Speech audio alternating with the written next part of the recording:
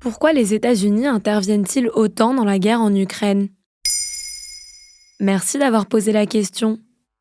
Encore une escalade de tension. Le 14 mars 2023, un drone Reaper américain est percuté au-dessus de la mer Noire par un avion de chasse russe Su-27. Cette zone est très surveillée par l'OTAN depuis le début de la guerre car elle est une source inépuisable de renseignements pour l'armée ukrainienne. Depuis le début du conflit, les États-Unis sont les premiers à aider Kiev, surtout d'un point de vue militaire. Missiles, roquettes, chars, munitions, 38 milliards de dollars ont été débloqués depuis février 2022 pour venir en aide au peuple ukrainien.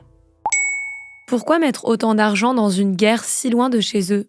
Eh bien déjà parce que ce n'est pas tant d'argent que ça pour le gouvernement américain. 38 milliards de dollars, c'est à peine 5,6% du budget alloué à la défense des États-Unis, qui s'élève à 715 milliards de dollars, selon l'économiste britannique Timothy Ash dans un article de Newsweek. En termes géopolitiques et froids, cette guerre fournit une opportunité de premier ordre pour les États-Unis d'éroder les capacités militaires russes sans avoir à poser un pied ou risquer une seule vie sur le terrain. Bref, en plus de pouvoir être considéré comme un impératif à la fois moral et stratégique, c'est un excellent investissement sur le long terme.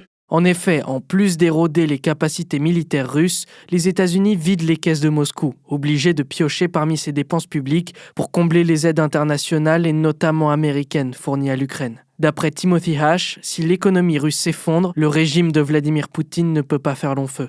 Et au-delà de l'argent, pourquoi les États-Unis envoient-ils autant d'armes?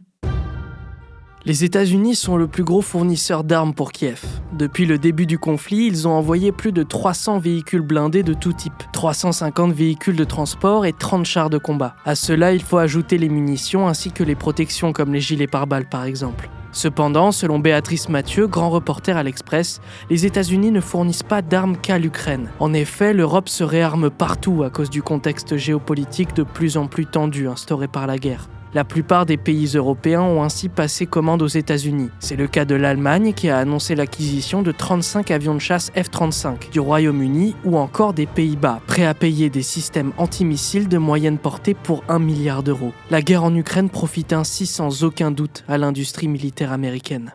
Est-ce qu'il y a un autre domaine que la défense dans lequel les États-Unis voient un intérêt?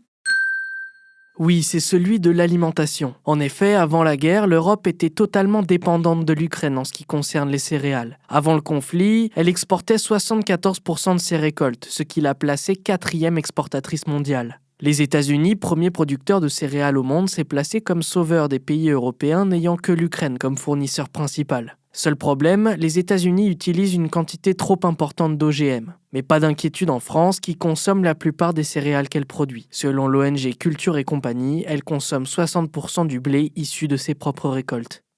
Voilà pourquoi les États-Unis interviennent autant dans la guerre en Ukraine. Maintenant, vous savez, un épisode écrit et réalisé par Samuel Lambroso. Ce podcast est disponible sur toutes les plateformes audio. Et si cet épisode vous a plu, n'hésitez pas à laisser des commentaires ou des étoiles sur vos applis de podcast préférés.